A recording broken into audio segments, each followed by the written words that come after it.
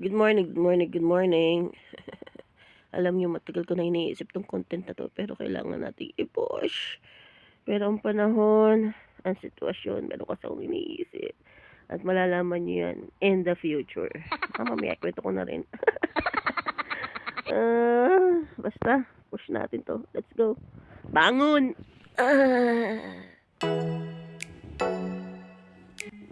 And yes, pag-usapan nga natin ngayon ng ating gimbal at ang ating bagong camera ang DJI Osmo Action 5. And tingnan natin kung alin ang mas maganda, kung anong mas karapat dapat. And walk na rin ito. Doon tayo sa Avalon. And let's go!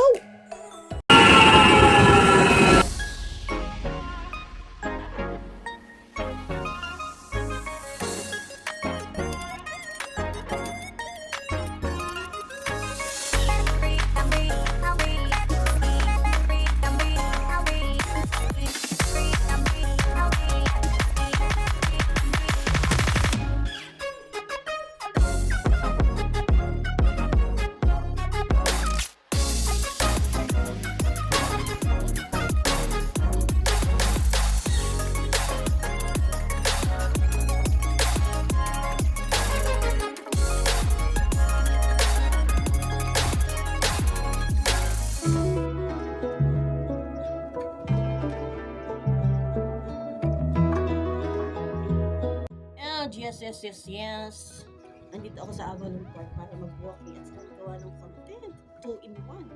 Pero, ang dami ko talaga problema. Hindi ko na-check itong ginagamit kong cellphone na minana ni Daddy kay Rapa Boy, ni Lolo kay Rapa Boy, na minana ko naman din kay Lolo kasi nga may problema tayo at saka natin yung pag-usapan yun. Tapos gawa tayo ng content kung muna tayo, yung screenshot. Okay? Ganito pa lang. Ganda na pa view natin. Oh, yan yung pinapasukan ng mga trend dito. Eh, na-try na yun nila ako. Gusto ko nga i-try eh. Pero hindi ko lang kung paano ko i-try. Ang problema ko sa ngayon, itong cellphone niya ay low bat, 36% na lang. Ito yung gagamitin natin kasi busy-busy na ng ating isang cellphone. Yung original nating cellphone kasi ito lang yung pwede kong gamitin dito sa gimbal natin. So, pag-usapan natin ang difference ng gimbal at ng Action 5.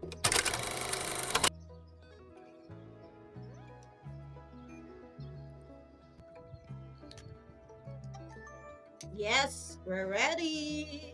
Papakita ko muna sa inyo kung anong itsura ko. Ito yung itsura ko pag gumagamit ako ng gimbal natin. Tingnan nyo naman ang ating gimbal. Ayan. Yan ang itsura ko. Tapos kung gaano kalaki yung handle niya. Then may stub naman din ito. Kaya okay lang. Tapos ito naman yung ating, abka muna, excuse me. Ito yung ating camera. So ito yung nakastand siya. Tapos kung gusto mo mas mahaba. Ayan. Tapos itong ating gamit na tripod dito sa cellphone ay pwede din dito. Yes! Kaya din ako bumili ng mas mahaba. O ayan o. Tapos may try natin dito. Mas mahaba. Let's go na. Punta tayo doon para sa magandang capture. Tapos tingnan natin kung pwede ko siyang pagsabayin hawakan. O, pwede. Para it's a time. So, kasi gagamitin ko ito. Ang pag-i-edit lang. Hala na. Mamaya na yung problema. Ayun lang sa resto. Hindi masyadong kita. Ayan yung view ng ating gimbal. Same spot. Tapos ito yung ating sa yan. Excuse me. Madaya ka. So, yan ang spot natin. Ayan. Yung sa ating Action 5. Ito yung pinakamahinang memory niya. Kasi, yun nga, may problema ako. Basta bahala, sasabihin ko na sa inyo. Mamaya, kung siya isang araw, kita siya ng ating, yung ginagamit ko talaga sa ating gimbal. Bilisan na natin, mabilis na din na siyang malobat ko. Ay, hindi, full pop. Ay, hindi. Oo nga. So, let's go na. And pag-usapan muna natin ng ating mga tripod. Dito sa ating gimbal, may mga button siya, kaya mas madali siyang gamitin. Unlike dito sa ating camera Action 5. Yun sa ating Action 5 kasi hindi yun yung original niyang tripod. At ito na nga lang yung available na binigay sa atin. So dito sa ating gimbal, hindi siya pwedeng gawing vertical na naka-stand. Kasi ang mangyayari sa kanya ay ganyan. Yan, mawawala siya sa control, nakatingala lang siya. Kaya medyo mahirap-hirap gamitin ito. Samantalang itong ating Action 5, madali siya.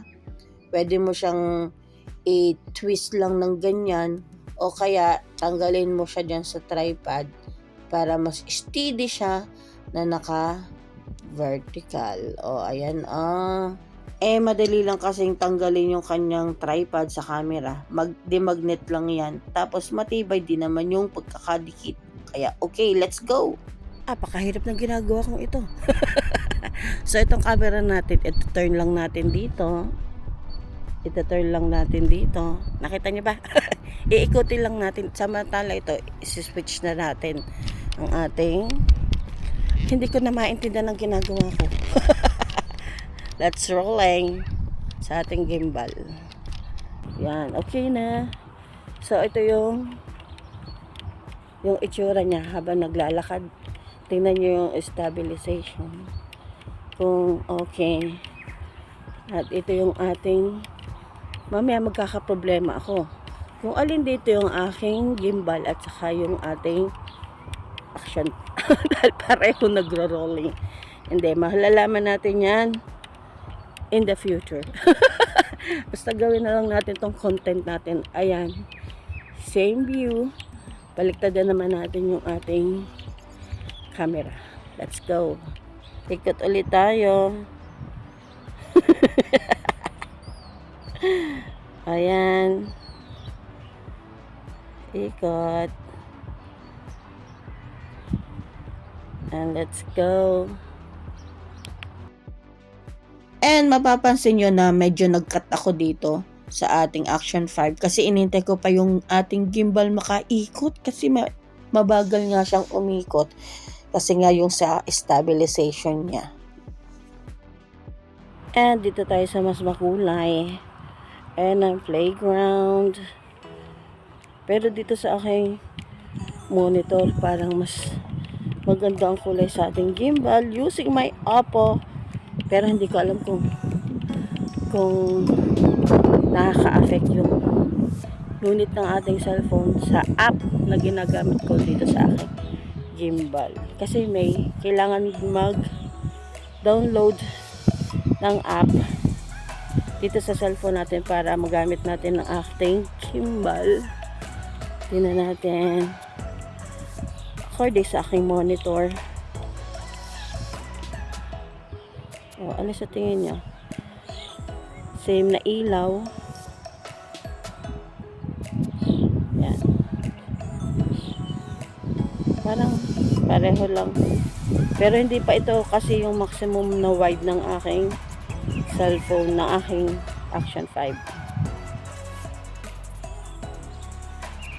And inulit ko nga itong ating part na ito kasi napansin ko mas maganda yung audio ng ating Action 5. Kung mapapansin nyo yung hangin. Pero mas maganda talaga yung kulay ng ating sa gimbal. Kaya lang mas wide talaga ang capture ng ating Action 5. Pero hindi pa yan yung sabi ko nga, hindi pa yung maximum. May mas malaki pa dyang screen. And napansin ko din na mas smooth ang galaw natin dyan sa Action 5 dito sa ating gimbal. Medyo nagsishake-shake pa siya ng kaunti. Siguro dahil din sa hangin at saka dahil hindi niya mas maano talaga yung stabilization ng ating smooth ng ating Action 5. Very, very nice. And i-play na natin yung audio ng ating Action 5. Let's see. Let's hear pala. And dito tayo sa mas makulay. And ang playground. Pero dito sa aking monitor parang mas maganda ang kulay sa ating gimbal using my Oppo. Pero hindi ko alam kung nakaka-affect yung unit ng ating cellphone sa app na ginagamit ko dito sa aking gimbal. Kasi may kailangan mag-download ng app dito sa cellphone natin para magamit natin ng ating gimbal. Tingnan natin. According sa aking monitor. O, ano sa tingin nyo? Same na ilaw. Yan. Parang pareho lang. Pero hindi pa ito kasi yung maximum na wide ng aking cellphone, ng aking Action 5. Ito naman tayo sa pa-bridge. Medyo mas naaalwanan akong gamitin itong ating Action 5 kaysa dito sa gimbal. Ang gimbal kasi natin depende sa paghawak natin. Kasi lalo na kung ano ba ang vertical at horizontal. Basta pag naka vertical siya, tapos na twist mo yung kamay mo, lagpak ang ating camera, nawawala yung control niya. So yung ating pa-capture, tapos itong ating gimbal, try natin sa vertical. So ganyan ang itsura niya pag gamit ko siya nakaganyan. Ay palampasin muna natin sila. So ang hirap nito, ano natin, pag napatwist yung kamay mo, papakita ko sa inyo.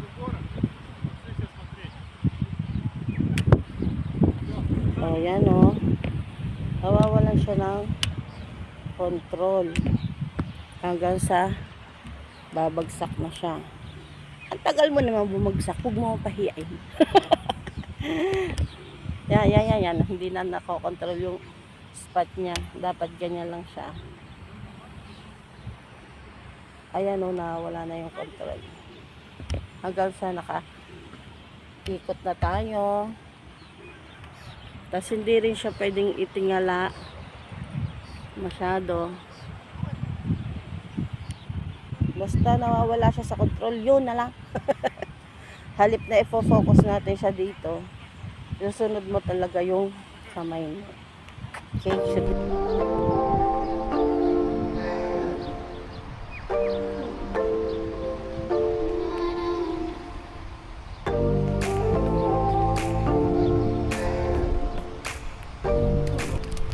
At dahil nga malaki yung screen ng ating Action 5 kesa dito sa gimbal, mas mabilis tayo nakarating dito sa gimbal. Kung makikita nyo ang distance, pero yung ibon sabay lang silang lumipad. And try na naman natin sa picture, same place din lang, walang ibuan. And dahil nga malayo yung ating picture, hindi nakakita yung dinosaur. Pero parang mas maganda tong gimbal pag saralangan ng ganito kasi nga hindi nga natin pwedeng ilapit.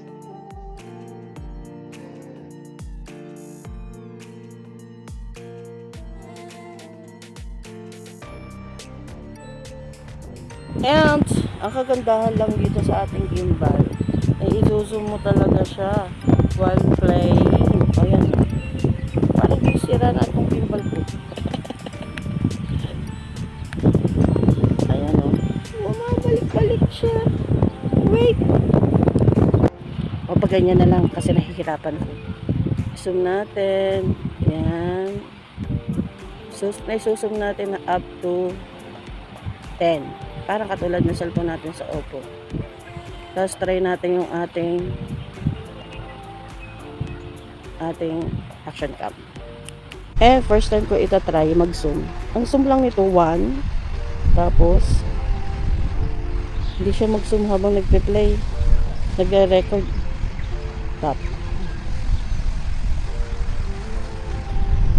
Ano daw? Yun. Ah, pwede pala. O, ganyan lang. Yung zoom niya hanggang to lang. 10-1.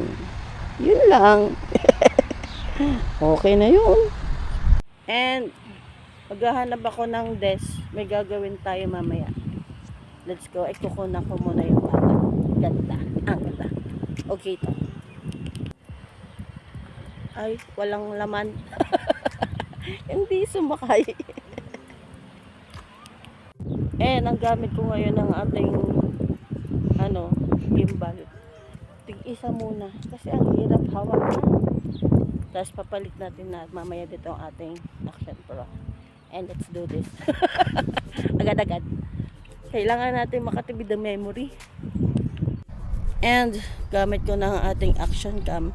Medyo mas madali talaga siyang gamitin kaysa dito sa ating gimbal. Hindi na ako siguro malilito sa pag-edit. Kasi nga, mas magaan nga siya. Tapos, kaya lang, ito talaga yung problema ko. Basta, malalaman nyo yan maya-maya. Yan ang ating pa-view. Ano sa tingin nyo ang mas malinaw, mas maganda? Syempre ako lang. At saka yung mas okay yung stabilization niya. Yung hindi masyadong magalaw. Yung kulay, hindi ko alam. Kasi titignan pa natin pag nag-edit na tayo. Okay? And evaluate na natin sa lahat. So, audio, apakaganda niya. Mas rinig yung boses ko kahit malakas talaga yung hangin kaysa sa ating gimbal. Tapos yung screen, mas malaki. Kaya nga lang, mas makulay yung ating sa gimbal. Pero okay lang. Malinaw naman tong capture dito. Saka parang mas natural. Saka hindi nakakasulo. Medyo maliwanag kasi yung ating sa gimbal. May part nga lang na pag sobrang araw nga, nakita nyo na, medyo pumuti tayo ng kaunti. Pero dito, hindi masyadong napakaliwanag. So, isa-zoom lang, yun. Doon na lang kalamang ang ating gimbal. Hindi nga natin pwedeng i-zoom, dalawa lang ang pwede niyang i-zoom. Pero, pag nag-e-edit naman, pwede na nating i-zoom. Kaya lang, siguro, mas malinaw din. And in terms of stabilization, napakaganda din ito. And marami pa kayong malalaman sa next natin video. And meron tayong itatry. Kasi gaya ng alam ng iba, minsan nawawala yung connection natin sa Bluetooth sa ating cellphone. So merong siya, yung anong tawag dun? Tingnan natin, nakalimutan ko na. Meron siyang tracker. Ito din, yung ating Action 5, meron din. Pero, basta tingnan na lang natin mamaya. Nire-record ko sila. Tingnan natin to ng kaunti. Kasi tatayo ako. Ito dapat pala ay front.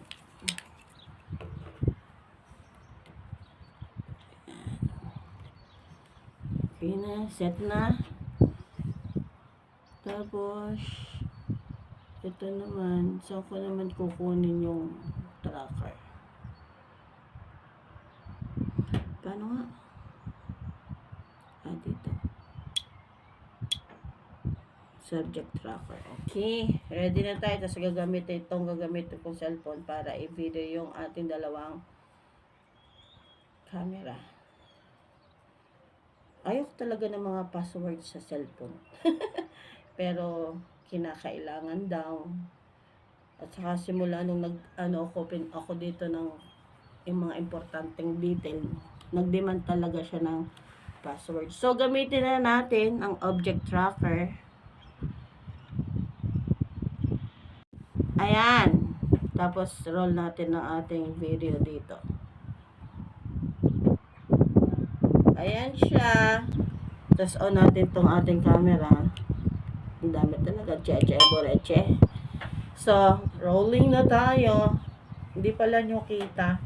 Basta tingnan natin yung pagpaling ng ating cellphone. Baka dito tayo sa kabila.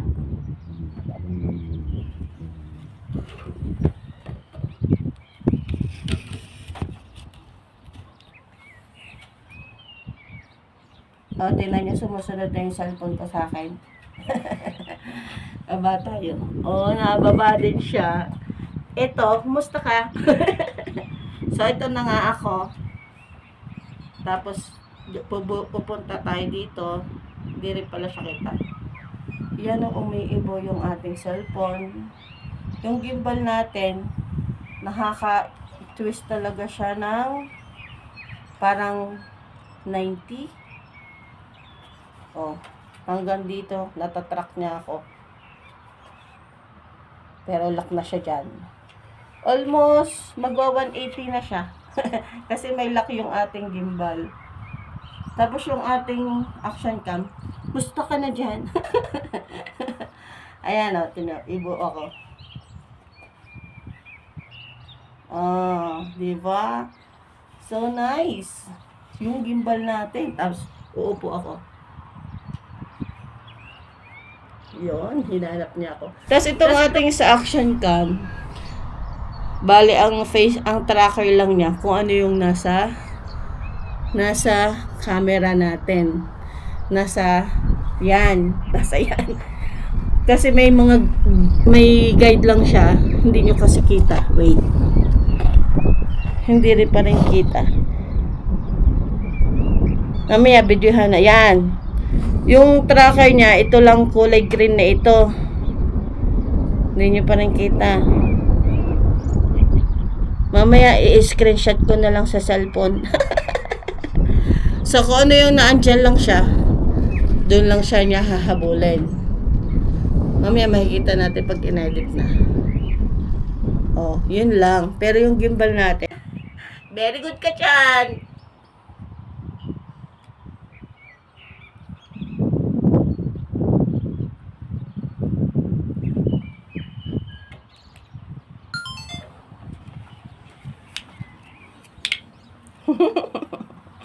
Ang kit-kit pa! And wait, may gagawin pa pala ako.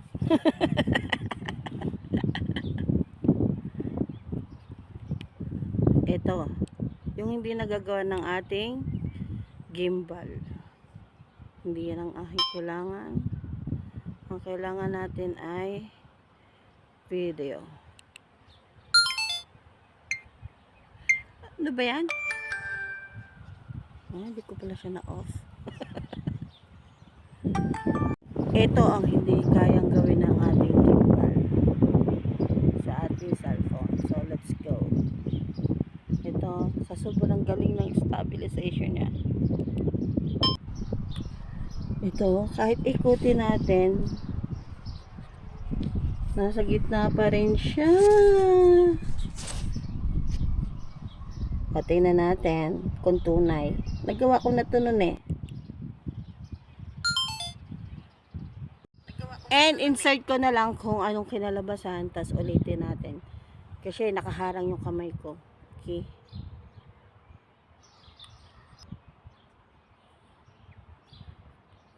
Wait.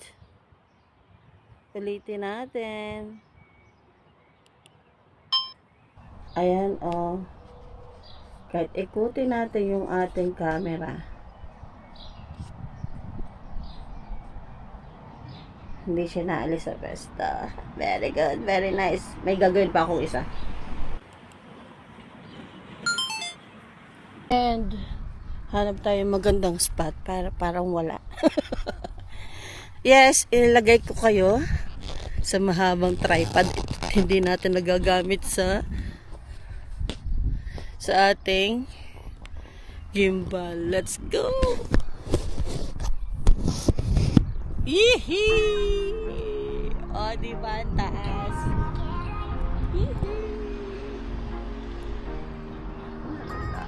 Wait. Puro green naman dito. Pero uulan na. Kaya okay lang kayo dyan. Puro green. Okay lang. Dapat yun ko yung ginawa eh. Oh, diba? Ang saya-saya. At ang isa pa din sa hindi nagagawa natin sa gimbal, pwede siya sa underwater. Kaya pwede itong gamitin sa mini. Yes, I'm so excited. At gawin natin yan in the future. Wala na, wait. Oh, kumusta ba kayo dyan? And so, ito na yung problema natin. Ginamit ko na yung ating gimbal. Kasi parang palawbat na ito at yung gimbal palawbat na rin. So ito uuwi na ako kasi kumukulimlim na. So pagkwentuhan natin yung problema ko. So yun nga, nag-level up tayo sa camera, level up sa kaetsasan. Ang hirap talaga mag-level up pag hindi ka ready.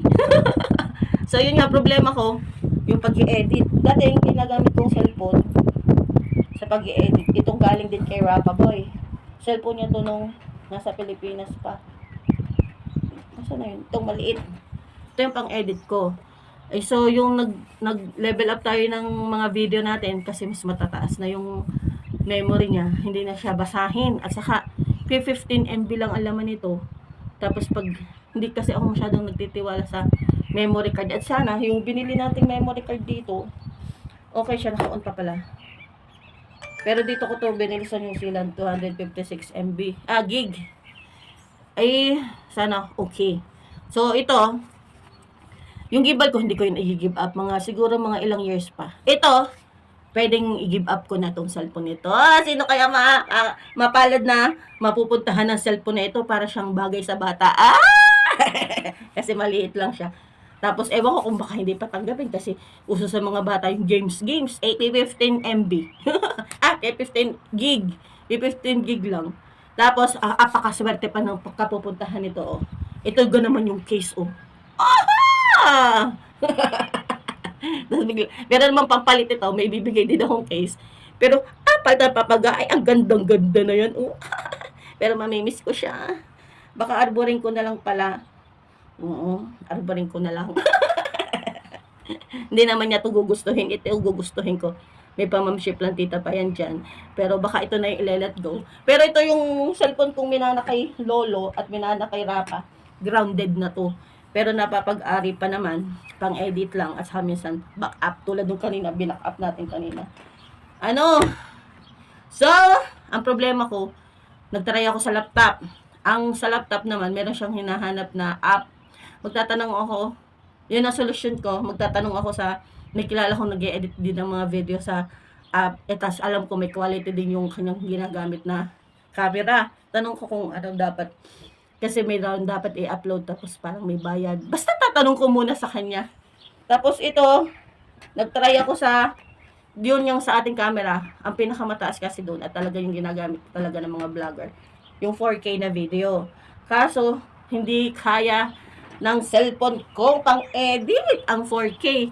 Tinatry ko siyang i-download dito sa cellphone. Dito, hindi siya, baka na empty na lang yung memory ko.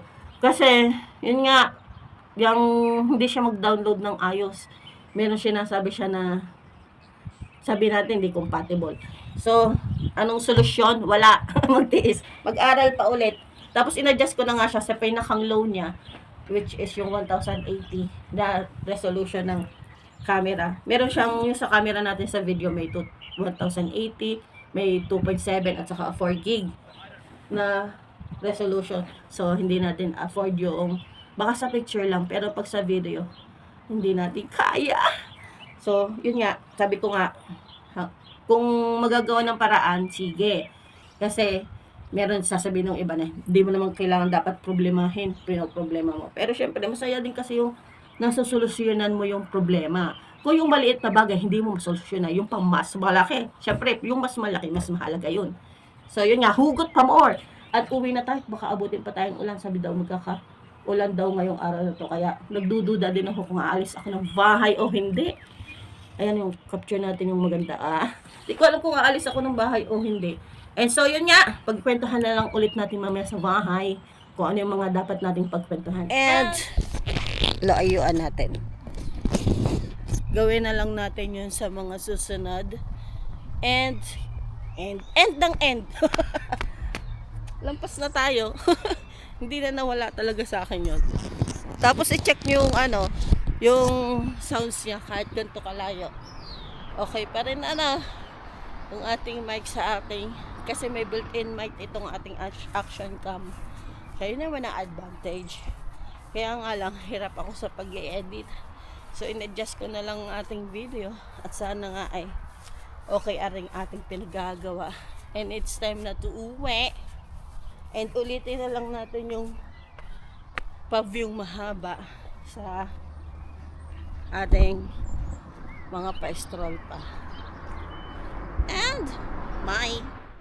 And continuation. Ito nga yung screen ng ating app na ginagamit sa ating gimbal. Marami siyang mga settings. May time-lapse, video, photo, at panorama. So, try natin ito. Hindi ko pa ito natatry Try natin. Tapos, try din natin. Yan yung ginamit nating mga tracker. Tapos, iba't ibang settings pa, merong gesture pa, tapos click to. Ibalik na natin. So yun nga. Tapos try natin mamaya yung low light dito na lang sa loob ng bahay. Yung ating gimbal at saka yung ating Action 5. Let's see. Dami-dami ito.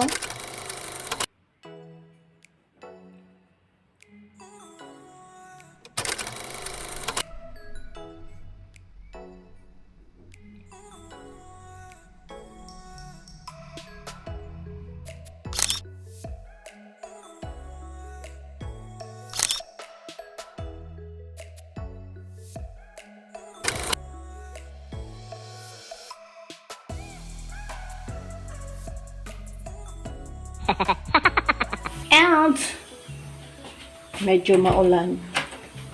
Testingin natin sa may likod yung panorama para lahat na-try natin. Ano? Let's go. Paano kaya? Wait. Ay, talaga naman. Dito tayo sa likod ng bahay. Tingnan natin kung makakapture natin kung hanggang saan yung panorama. Okay, go. At ngayon ko lang nga na-try itong panorama at malaman ko dito na ako sa loob kasi maulan. Ganito pala siya. Okay, let's go. Siset na natin.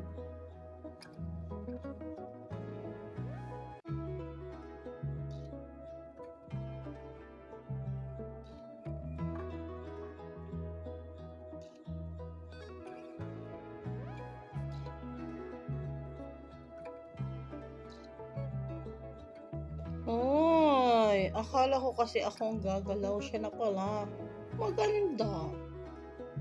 Eto nga, feeling ang pakaganda ng ating panorama dito sa gimbal.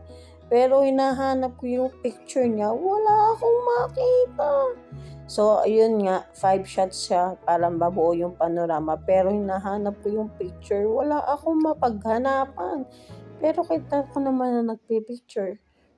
Hayaan na natin.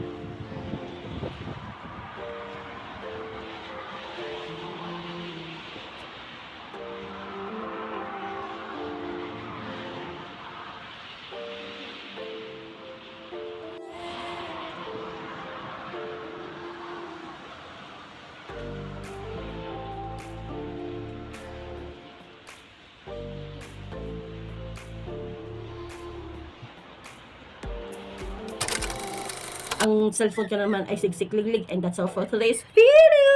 Thanks for watching. Bye-bye. At kailangan natin maging dalubhasa sa pag-i-edit, sa pag-capture. Pero ang kagandahan naman dito sa camera natin, kukunin mo lang yung mga kailangan mong video. That's nakastore na siya dito. Pero ang ginagamit ko pala ngayon, yung nakastore, built-in ditong camera na 40 gig. Tapos may in-insert ako dito na memory card. Sana hindi makurak ano. Kasi ang function ng memory card, makaalala, makapag store ka ng mga picture video, pero yung memory card na ay nauulyanin. Nabubura yung mga alaala niya. Kaya hindi ko alam kung parang sira na yung trust ko sa memory card, pero sana okay yung memory card niya. Kasi ang memory card ko parang tatlo, pero parang yung dalawa, yung isa nakukurap, tapos yung naka-insert dito on and off, naandun siya, nakastore siya, pero black.